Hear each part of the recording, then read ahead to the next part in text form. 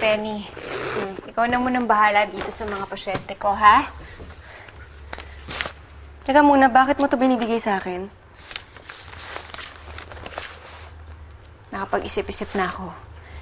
Alam ko na kung anong dapat kong gawin. Lalayo muna ako magbabakasyon. Teka muna.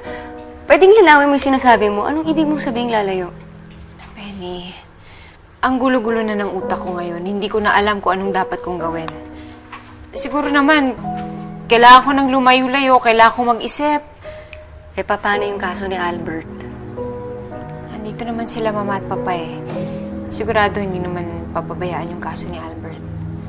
Paano si Jerome? Penny, nanay niya pumatay sa pamilya ko.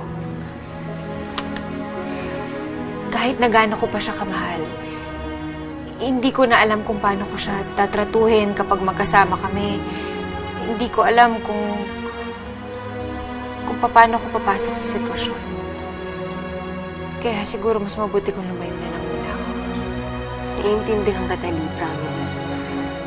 Pero, saan ka pupunta niyan? Nagrenta ako ng beach house. Siguro doon muna kaming dalawa ni Benji. Okay, sige.